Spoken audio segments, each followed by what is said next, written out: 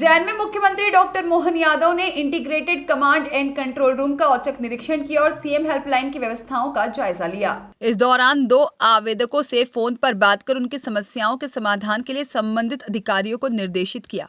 पारदर्शिता के साथ जवाबदेही सुनिश्चित करना हमारी सरकार की प्राथमिकता है। उज्जैन में आगामी 1 और 2 मार्च को रीजनल इंडस्ट्री कॉन्क्लेव का आयोजन किया जा रहा है। प्रदेश में औद्योगिक विकास की मध्य प्रदेश में उद्योग की बड़ी संभावना है और उद्योग से किसी भी प्रदेश का विकास की बड़ी एक तरह से अनुकूलता भी बनती है और मुझे इस बात का संतोष भी है कि हमने नई सरकार के गठन के बाद ही हर जिले के लिए अलग अलग प्रकार के उद्योग लगे। जहां ग्रामोद्योग लग सकते ग्रामोद्योग लगे, जहां खाद्य आधारित उद्योग जैसे फूड इंडस्ट्री लग सकती फूड इंडस्ट्री लगे, जहां माइनिंग की संभावना माइनिंग के सेक्टर में बड़े उद्योग के और इसकी संभावना रहे।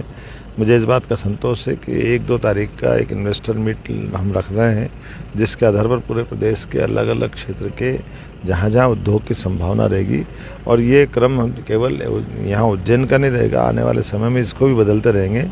लेकिन इसके माध्यम से बड़े पैमाने पर उद्योग को आमंत्रित कर रहे हैं, जिसके आधार पर हमारे प्रदेश में और इकोनॉमी को लेकर के जीडीपी बढ़ाने को लेकर के यशस्वी प्रधानमंत्री के नेतृत्व में लगातार विकास की संभावनाओं में हम भी सहभागी हों।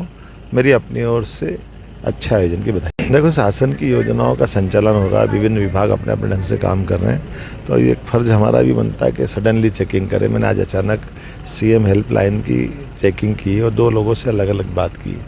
मुझे ध्यान में आया कि इंजीनियरिंग कॉलेज के बच्चों को छात्रवृत्ति के लेकर के एक शिकायत में ये बताया गया है। दूसरे में साइबर उनके साथ कोई फ्रॉड हुआ और फ्रॉड के आधार पर पुलिस से कंप्लेंट थी। मैंने एसपी को बताया कि उसकी कंप्लेंट दूर करे। जब बात कर रहे थे तो उन्होंने कहा कि मेरे पिताजी को पैरालिसिस हुआ है, थोड़ी हमको मदद की ज़रूरत है। तो हमने कहा कि उस पर कुछ गंभीर बीमारी भी बताई, तो हमने 1 लाख की उसको मदद भी की है। कुल मिलाकर के सभी प्रकार के संसाधनों के माध्यम से जनता सरकार के साथ खड़ी दिखाई दे। हम पारदर्शिता के साथ जवाबदेही भी पसंद करते हैं और संवेदनशीलता के साथ इन सारे मामलों में निर्णय भी करते हैं। आपके माध्यम से उम्मीद करता हूँ कि शासन की व्यवस्थाओं में जनता सहयोग करेगी और ये इस प्रकार के कदम लगातार जारी रहेंगे।